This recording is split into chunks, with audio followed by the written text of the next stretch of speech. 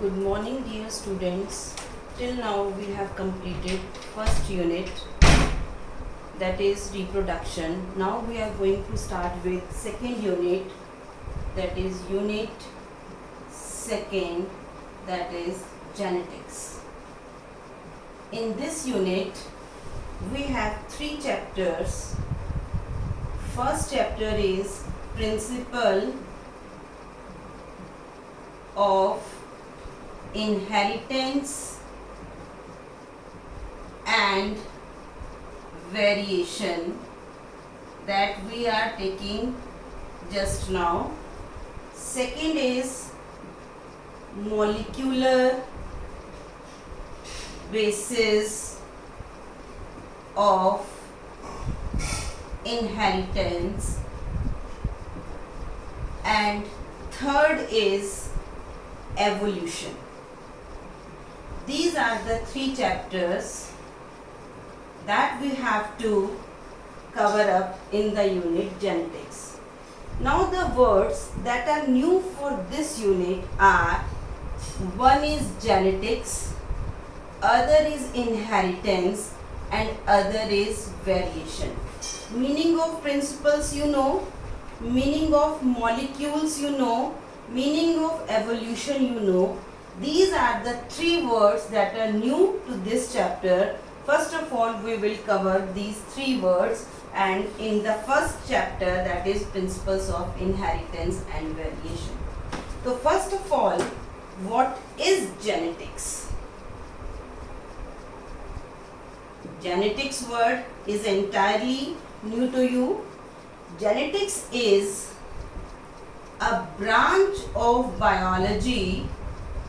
Genetics is a branch of biology, or in fact we can say a branch of life science that deals with the study of inheritance and variation. वो branch biology की जो ये बताती है कि how characters are transmitted from one generation to another, और उसमें variations क्यों आती हैं, this we have to study under genetics. तो genetics is a branch of biology that studies that deals with the study of inheritance and variation. Now, second word is inheritance, and here we can make an oblique, that is what? Heredity. Sometimes there is a word that comes, this is heredity. Heredity means एक बच्चे की आंखें अपने mummy papa से मिलते हैं, तो हम ये कह देते हैं जनरल वर्ड्स में दिस इज हेरिडिटी. तो heredity is what? Inheritance. It is the process of transmission of characters from parents to the offsprings. The process of transmission of characters from the parents to the offspring is called heredity or inheritance. Inheritance means कोई character किस तरह से inherit हो रहा है, एक जगह से दूसरी जगह पे जा रहा है. कहने का मतलब from parents to the offspring, माँ बाप से बच्चों में characters जा रहे हैं, जिस process से जा रहे हैं, that is called inheritance. यानी कि जेनेटिक्स का एक पार्ट क्या है? इनहेरिटेंस और heredity. Other is variation. Variation in Hindi is called अंतर. क्या अंतर है? How it is defined? It is the difference among the offsprings with their parents. Parents से जो ऑफस्प्रिंग के बीच के अंतर को हम क्या कहते हैं? वेरिएशंस. तो in this chapter what we have to study is inheritance, means the process of transmission of characters, and other is variation. And this all is to be studied under a branch of biology that is called genetics, which this unit demands. If the word genetics comes in our mind, then immediately a second picture comes in our mind, who is father of genetics. Father of genetics. This you have studied in class, I suppose 10th. Father of genetics is George Johann Mendel. George John Mendel का birth हुआ था 22 July and the year is 1822. Johann का birth year is 1822 and his death year is 1884. And 6 years he worked with pea plant, and the scientific name of pea plant is Pisum sativum. He worked continuously for 6 years with the pea plant that is called Pisum sativum. Mendel का work बहुत important था, अपने काम से बहुत पहले था. आज आप लोगों की अगर बात की जाए, आज आपका पेपर हुआ है, आपको रिजल्ट की तभी तमन्ना होती है ना, हमें रिजल्ट अभी मिल जाए. पर मेंडल शायद उन लोगों में से नहीं था. उसने काम किया, बहुत पॉजिटिव काम किया, बहुत अच्छा काम किया. But by the year 1900 his work is unrecognized. जो काम किया मेंडल ने, उसके काम को किसी ने नहीं पहचाना था. शायद मेंडल को भी नहीं पता था कि उसने इतना बड़ा काम कर दिया कि उसे किसी चीज़ का फादर बना दिया जाएगा. His work is unrecognized. His work got recognition after the discovery by 3 scientists. 3 scientist ने सेम वही काम किया जो मेंडल ने किया था. 16 साल बाद, करीब 16 ईयर्स बाद उन्होंने मेंडल के वर्क को रीडिस्कवर किया. एंड नेम ऑफ दो scientist are Hugo de Vries, other is Correns, and third is Tschermak. These are the 3 scientists. One is Hugo de Veries, second is Correns, and third is Teschenmark, who rediscovered Mendel's work, and finally Mendel got recognition in the year 1900, means after his death. अपनी death के 16 साल बाद जो है Mendel को recognition मिलती है कि हाँ उसने कुछ काम किया. After that he is known as what, father of genetics. Now the thing is why Mendel work was unrecognised for 16 years. हर कोई काम करता है, हम भी कोई काम करते हैं, हमें भी उसकी रिकॉग्निशन बहुत अच्छे से चाहिए. आज एक डांस पे आपने एक स्टेज पे आपने एक डांस परफॉर्म किया, आपको फटाफट से रिजल्ट चाहिए. पर मेंडल बहुत पेशेंटली काम करता था. बेसिकली मेंडल कौन था? Mendel is not biologist. Mendel is basically a mathematician, और he belongs to a very poor family. पढ़ाई उसने बीच में ही छोड़ दी थी और एक चर्च में पादरी की जॉब करता था वो. He work as a priest in a church. और वहाँ पर जहाँ वो प्रिस्ट की तरह काम करता था, वहाँ एक बड़ा सा फील्ड था जहाँ पे पाइसम सटाइवम ग्रो कर रहा था। तो पहले तो हम ये पढ़ेंगे what are the 3 reasons for which Mendel work was unrecognized. The 3 reasons for which Mendel work was unrecognized. Number 1, work was not published properly. उस टाइम पब्लिकेशन का इतना ज़माना नहीं था। आज तो हम छोटा सा काम करते हैं व्हाट्सएप पे और उस पर मैसेज भेज देते हैं, पर उस टाइम ऐसा कोई काम नहीं था। तो इंटरनेशनली उसके वर्क को नहीं वो किया गया था publish. This was the first reason. Second is biologist did not accept his work. Biologist ने कहा कि मैथमेटिशियन होकर कोई बायोलॉजी की फील्ड का कोई कैसे बता सकता है। तो बायोलॉजिस्ट के अंदर ईगो प्रॉब्लम आई, उन्होंने उसके वर्क को एक्सेप्ट नहीं किया। और थर्ड, जिन फैक्टर्स के बारे में उसने बताया था, जिसको कि आज हम क्या कहते हैं जीन, उस टाइम वो फैक्टर्स कोई सोच भी नहीं सकता था, क्योंकि उस टाइम फैक्टर्स का मतलब क्रोमोसोम्स की नॉलेज होना, क्रोमोसोम का मतलब न्यूक्लियस की नॉलेज होना, न्यूक्लियस का मतलब सेल की नॉलेज होना।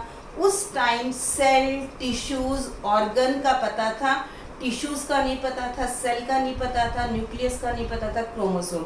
जब ये सब चीज़ें नहीं पता थी तो फैक्टर की नॉलेज, जिसको उसने फैक्टर्स कहा था कि these are the factors which transmit from one generation to another, उसको कोई एक्सेप्ट करने को तैयार नहीं था। So these are the main 3 factors जो हैं by which Mendel work is not recognised. And one thing is there, जब मेंडल काम कर रहा था उस टाइम सारे साइंटिस्ट डार्विन थ्योरी में उलझे हुए थे, क्योंकि उस टाइम डार्विन थ्योरी बहुत ज़्यादा पीक पर थी। इस वजह से भी उन्होंने मेंडल के काम पर ध्यान नहीं दिया। Now these are the 3 main reason for which Mendel work was unrecognised. Now next is why Mendel was a successful man. क्यों उसको इतनी सक्सेस मिली, क्यों उसने इतना अच्छा काम कर डाला बायोलॉजिस्ट ना होते हुए भी। Reasons for Mendel success. The very first is, basically he is a man of mathematics. He has chosen, first of all I would like to say, he is the luckiest man. जिस भी चीज़ को हाथ लगाता था उसमें से सोना निकलता था, मीन्स इतने अच्छे रिजल्ट आते थे। और जिस काम को उसको लगता था ये खराब हो गया तो वो केयर भी नहीं करता था, वो उसको फेंक देता था, नहीं हुआ तो नहीं हुआ, पर परेशान नहीं होता था। ये मेंडल की खास बात थी। मेंडल ने सबसे पहले काम किया, जो वैरायटी उसने चूज की पाइसम सटाइवम की, that has contrasting traits. Contrasting trait means one is tall and other is dwarf. अगर मैं आपके सामने एक वर्ड बोलूं, he is tall and he is taller, तो ये होगा ना, एक 6 फुट का है, एक 6 फुट 1 इंच का है, इतना। पर मैं कहूँ one is tall and other is dwarf, तो अब आपके मन में आ जाएगा एक 6 फुट का है, एक 4 फुट का है। तो ये जो बातें थी मेंडल की वैरायटीज जो उसने चूज की, उसमें ये एकदम से क्लियर था जो सैम्पलिंग उसने की कि one variety is tall, other is dwarf. Suppose मैं कहूँ one is dark purple, other is light purple, है तो पर्पल ही, पर मैं कहूँ one is white and other is purple, then there is what, contrasting characters. तो मेंडल ने सबसे पहले क्या किया, जो ट्रेड्स चूज किए जेनेटिक्स की स्टडीज के लिए, those have contrasting characters and he has chosen 7 pair of contrasting characters that we will discuss later on. Second is large sample size. जब भी उसने स्टडी की उसका उसने सैंपल साइज बहुत बड़ा रखा, सैंपल साइज बड़ा रखने का मतलब क्या है? अगर सपोज मैं एक रिसर्च करती हूँ आई पर, इरीज पर मैं रिसर्च कर रही हूँ और मैं ये कह रही हूँ कि 10 लोगों से रिसर्च करके कि black colour is dominating over rest of the colours, पर क्या आप मेरी बात मान लोगे? 10 लोगों पर रिसर्च करके तो ब्लैक कलर डोमिनेट नहीं हुआ। मुझे कितनों पर रिसर्च करनी पड़ेगी? कम से कम 10,000 लोगों पर।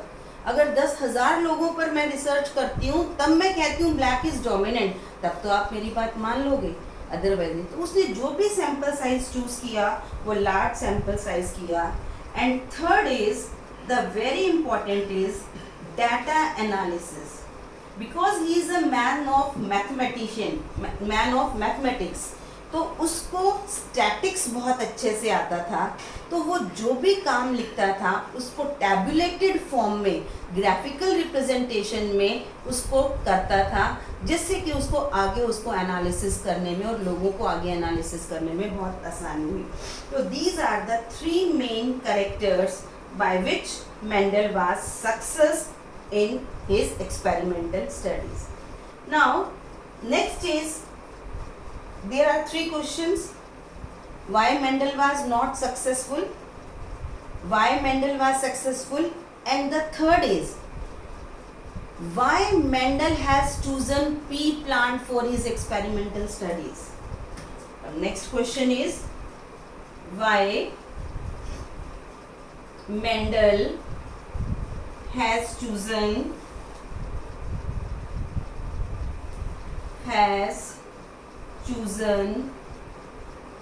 pea plant for his experimental studies. सबसे पहले तो जो मटर है उसकी लाइफ साइकिल जो है दैट इज वेरी शॉर्ट, यानी कि वो एक सीजन में आपको बहुत अच्छे से वेजिटेटिव फेज में भी रह जाती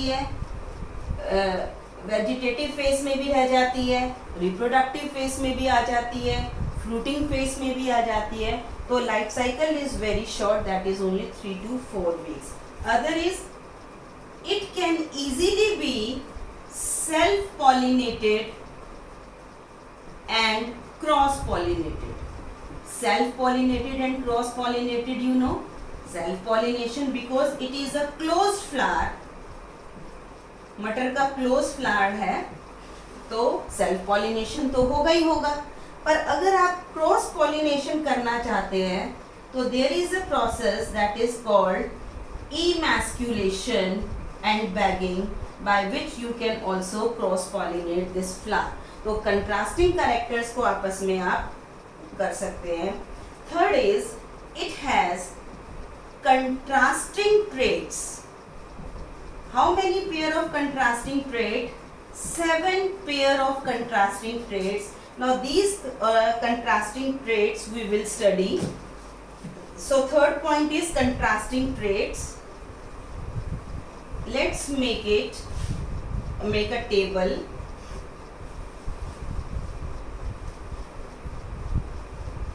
This is contrasting trait. Here this is, let it be word dominant, let it be word recessive. Means contrasting traits. Number 1 is height of the plant. It is tall, it is dwarf. Tall is represented by T, dwarf is represented by small t, that we will discuss later on. Second is flower. First is this flower position. एक तो axis पर लगा हुआ था top पर, other is terminal. Now third is, one is axillary and other is terminal. Third is, that is flower color. There are 2 types of color the flower wear. One is purple other is white. Fourth is pod shape. One is inflated का मतलब फूला हुआ. Other is constricted. This you have to learn. Fifth is pod color, जिसमें मटर आती है ना उसका colour. pod color is green or yellow. Sixth is seed shape. seed shape मतलब round और wrinkled. And last contrasting character is seed color, that is what? Yellow green. बेटा confuse मत होना pod कलर और सीड कलर में. So this is pod color is green is dominating over yellow, whereas seed color is yellow is dominating over green. Height of the plant. This is a tall plant. This is a dwarf plant. Flower position. Axil में आ रहा है. Flower position terminal आ रहा है. Color purple white you know. Inflated का मतलब pod पूरी तरह से फूला हुआ है. Constricted का मतलब pod जो है shrink हो गया है. सीड शेप का मतलब सीड राउंड है. रिंकल्ड का मतलब सीड रिंकल्ड हो गई है. Other is what colour. तो ये 7 pair of contrasting characters Mendel ने लिए और इन पर काम किए. एक साथ उसको बहुत सारे सीड्स मिलते थे. उन सीड्स को वो काउंट करता था और फिर काउंट करके नेक्स्ट जनरेशन उन्हीं से लगाता था. तो मेंडल इस तरह से काम करता रहा और मेंडल को सक्सेस मिलती. Now this is for today's class. At 10:30 you have to see this video and be careful that each and every part of it is clear to you. Let me once again repeat what we have done. We have done what is genetics, inheritance, variations. Then why Mendel was successful in his experimental studies, why his work was not published, why he was not successful, why he was recognized after 16, his work was recognized after 16 years of his death, and why Mendel has chosen pea plant for his experimental studies, and what are the 7 traits of pea plant that Mendel studied. This all you have to do today. Okay, thank you very much. Have a nice day. Do well. Thank you.